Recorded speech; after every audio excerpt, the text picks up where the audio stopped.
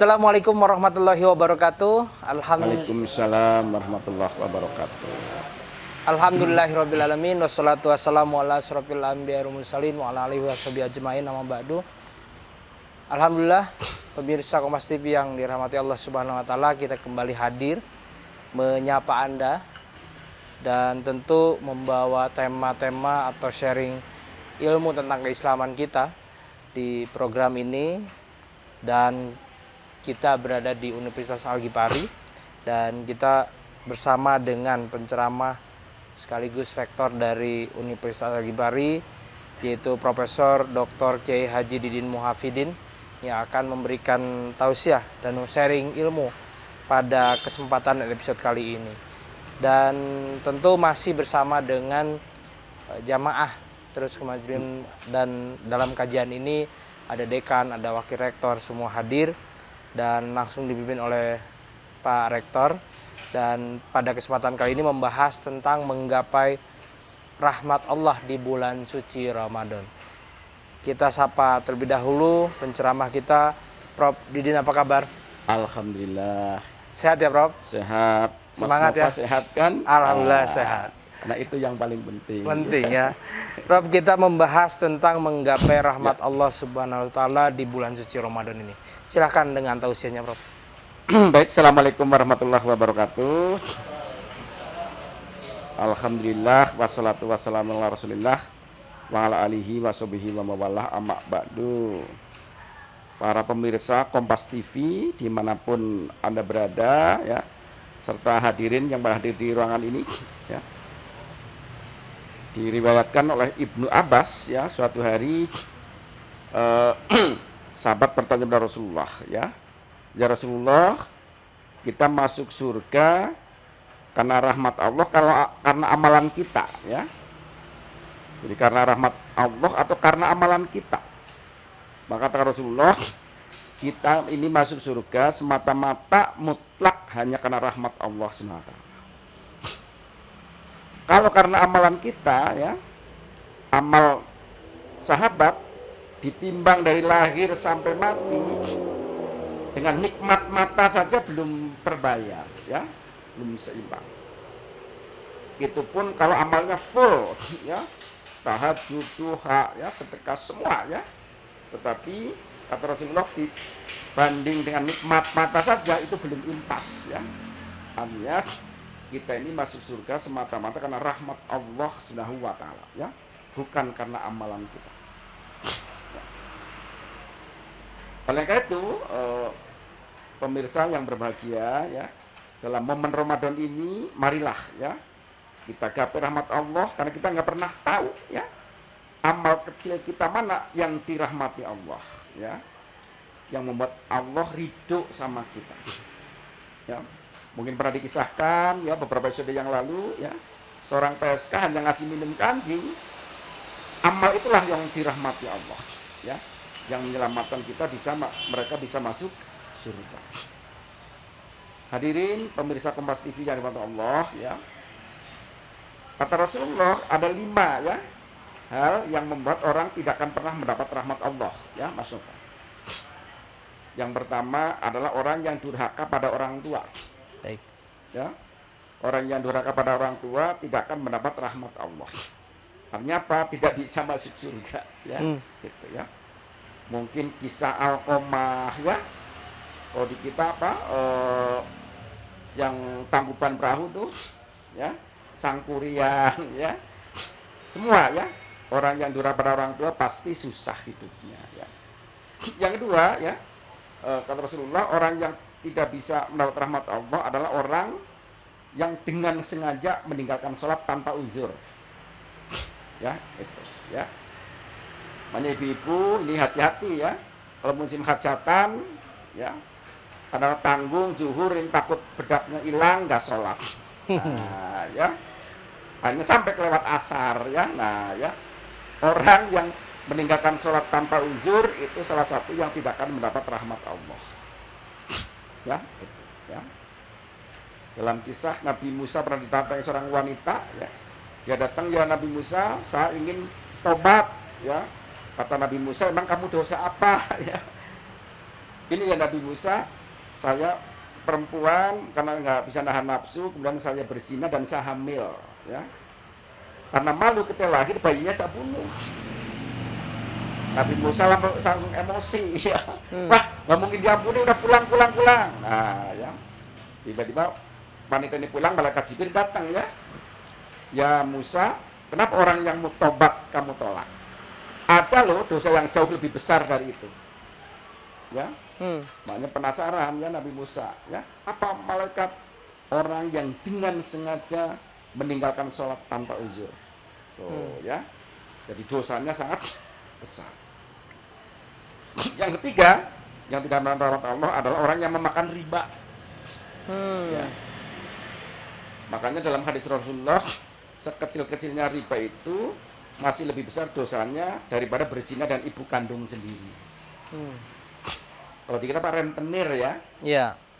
Yang apa? 12, 15 itu istilahnya. Sekarang Bang Emok namanya. Bang Emok. Ya. Banyak orang yang usaha Bang Emok pasti tidak akan mendapat rahmat Allah. Ya. Yang keempat yang tidak akan mendapat Allah adalah orang yang suka menyakiti manusia, ya, sesama manusia. Sesama, ya. Yang terakhir yang menyakiti sesama makhluk. Ya.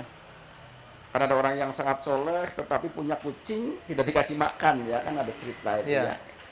Kemudian rapor Rasulullah, ya Rasulullah, saya punya tetangga sangat soleh tapi dia melihara kucing nggak dikasih makan, kucingnya mati. Maka Rasulullah, dia ahli neraka. Ya, ya. Bayangkan, ya, punya kucing saja nggak dikasih makan masuk neraka. Apalagi kalau kita punya istri nggak dikasih makan. Oke, ya betul. Ya, mungkin nerakanya paling dalam. Paling dalam. Ya, gitu ya. Kucing aja nggak dikasih makan masuk neraka, apalagi istri kita. Iya, ya. baik. Anak kita, ya. Oke. Itu barangkali. Baik, Prof. Artinya memang yang beberapa poin yang disampaikan bagaimana ampunan Allah, maghfirah Allah itu kita harus gapai dengan baik rahmatnya Allah, karena memang ampunannya luar biasa ketika memang ada amal yang menurut tadi disampaikan ketika riwayat Nabi Musa yang menolak orang taubat, yaitu yang poin dari bagaimana kita menggapai rahmat Allah Subhanahu wa taala di bulan suci Ramadan ini. Kita akan kembali di segmen 2 dengan dialog bersama dengan jamaah dari teman-teman atau kemudian Sivitas Akademika Al-Ghifari. Setelah jeda kita akan kembali, tetap bersama kami di Kompas TV.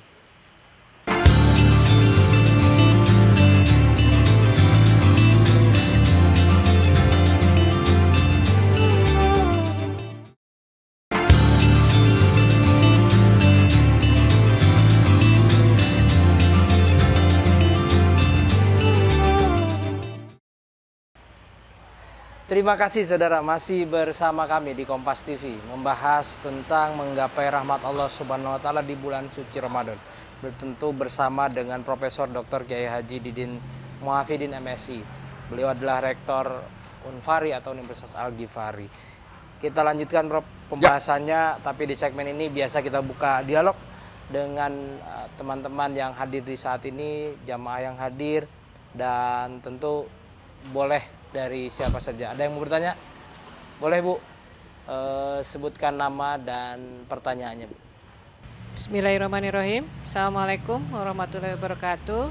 Waalaikumsalam warahmatullahi wabarakatuh. Saya mau bertanya, Prof. Nama saya Dede Rosmaniar Sofia. Saya mau menanyakan tadi bahwa amalan kita itu memang harus dirahmati Allah. Nah, ciri-cirinya bahwa amal kita itu dirahmati Allah itu apa gitu, Pak? Terima kasih. Oke, Bu Dede, terima kasih. Ada satu lagi? Boleh, Bu, langsung, Bu, sebutkan nama dan pertanyaannya, Bu. Bismillahirrahmanirrahim. Assalamualaikum warahmatullahi wabarakatuh. Waalaikumsalam warahmatullahi wabarakatuh. Ini izin bertanya, Prof, ya. Tadi kita berada di dalam bulan Ramadan ini kan semua amal kita itu akan dilipat gandakan pahalanya, ya. Tetapi tetap saja ada keraguan bahwa apakah amal kita itu diterima atau tidak, sehingga apakah atau amal-amalan apa saja atau dalam aktivitas kita sehari-hari yang bisa mendekatkan kita untuk mendapatkan rahmat Allah. Terima kasih. Assalamualaikum warahmatullahi wabarakatuh. Waalaikumsalam. Waalaikumsalam. Dengan Ibu siapa, Bu, tadi? baik. Oke, Pak Ibu baik ya. Silakan Prof. Tadi ada 2 pertanyaan yang cukup menarik. Langsung dijawab. Ya, ya. Banyak kita kemanapun kan pasti mulai dari Assalamualaikum warahmatullah. Ya, pasti ya harus dimulai dari rahmat. Bismillahirrahmanirrahim. Ya. Artinya apa? Apapun amalan kita, niatnya hanya mencari rahmat Allah. Titik. Tanfa. Baik. Jangan kita tahajud karena ingin diangkat derajatnya dalam hati ya. Kita sholat duha karena ingin rezeki. Nah itu yang salah, fatal. Ya, ya mungkin rezekinya dikasih tapi rahmatnya nggak dikasih. Ya, maka apapun kita niatkan pasti hanya mencari rahmat Allah Subhanahu wa Ta'ala. Ya, banyak mohon maaf ya. Nanti di akhirat banyak sekali ustadz-ustadz yang malah masuk neraka. Kenapa? Kan kamu ingin dipuji, dipanggil ustadz, kan sudah dipanggil ya. Sama masyarakat sudah dipanggil ustadz, sudah dipanggil ajengan ya. Sudah kalau ke Kunduri dikasih berkat ya. Ya karena niat kamu itu kan gitu. Ya, supaya dikasih imbalan ya. Iya. Ya. Nah, makanya apapun kita niatkan hanya mencari rahmat Allah. Betul. Itu ya. Nah, cirinya apa tadi ya? Ya sederhana. Kalau kita makin hari makin baik, itu insya Allah kita dapat rahmat Allah. Ya, misalkan biasa sholat zuhur, mepet-mepet banget ke asar, 10 menit sebelum asar, ini jadi 20 menit sebelum asar. Ya. Baik. Nanti bulan berikutnya jadi setengah jam sebelum asar. Ya. Yang biasanya assalamualaikum 1 menit langsung sholat lagi asar. Ya. Oke. Biar hemat, nah ternyata maju. Ya. Baik. Itu ya, yang semakin hari semakin baik, semakin hari semakin baik, itu salah satu cara ciri kita dirahmati oleh Allah. Yang semakin mundur ya sebaliknya. Ya. Yang biasa sholat duha malah enggak, ya. Yang biasa tahajud enggak. Nah, itu ciri-ciri tidak dirahmati oleh Allah. Ya, sederhana, ya. Baik. Kemudian dari Bu Baik. Baik, tadi sama, kuncinya ikhlas. Ciri ikhlas apa? Hanya satu, mencari rahmat Allah. Ya. Orang yang tidur nyenyak dengan niat, ya Allah, saya ingin menikmati nikmat dari Engkau ya Allah. Rahmatilah tidur saya.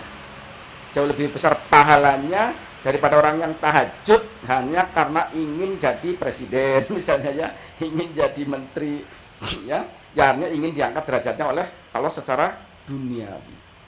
Ya, itu malah nggak dapat pahala ya. Tapi orang yang tidur niatnya menikmati nikmat dari Allah itu dapat pahala. Ya, gitu ya. Makanya Allah sangat senang ya pada orang-orang tadi ya yang semua, ya Allah saya mau tidur menikmati nikmat dari Engkau, alhamdulillah. Ya, itu ya. Daripada orang yang tahajud niatnya ingin diangkat derajatnya. Walaupun kita tahajud, ya sudah, saya mau tahajud mencari rahmat Engkau ya Allah, selesai. Soal nanti Allah diangkat derajatnya tidak, bukan urusan kita. Ya, udah kita serahkan kepada Allah SWT. Ya, gitu.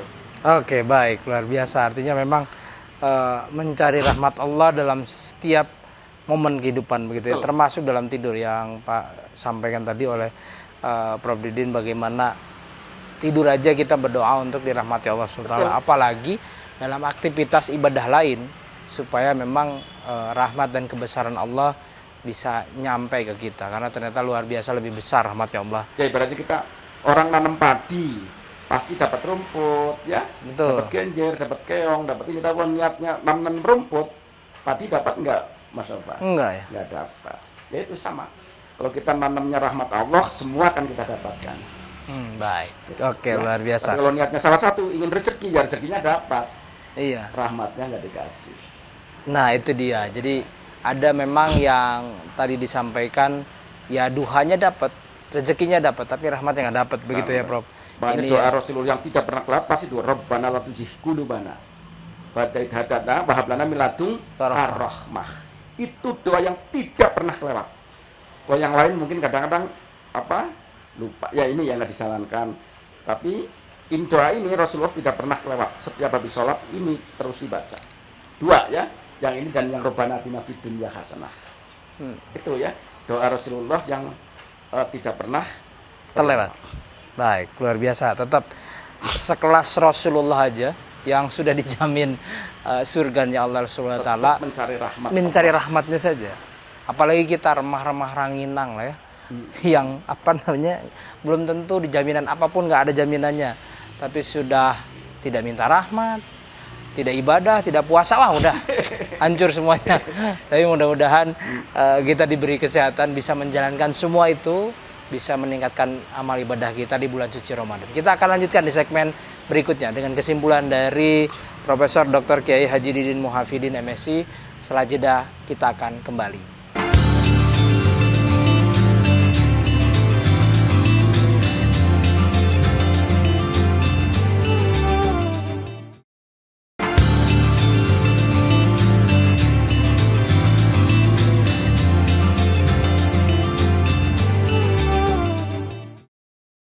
Terima kasih saudara masih bersama kami dari Universitas Al-Ghifari bersama dengan Profesor Dr. Kiai Haji Didin Muhafidin membahas tentang menggapai rahmat Allah Subhanahu wa taala di bulan suci Ramadan. Tentu tadi sudah banyak yang disampaikan, kita menjadi tahu dan bagaimana kita mengimplementasikannya. Mudah-mudahan bisa diserap oleh pemirsa Kompas TV di rumah. Dan di segmen terakhir kesimpulan yang bisa kita dapat, silahkan Prof dengan kesimpulannya. Baik ya hadirin pemirsa Kompas TV dan hadirin yang hadir ya. Tadi saya sudah sampaikan bahwa ketika salah sahabat tanya pada Ummu Salamah istri Rasulullah ya.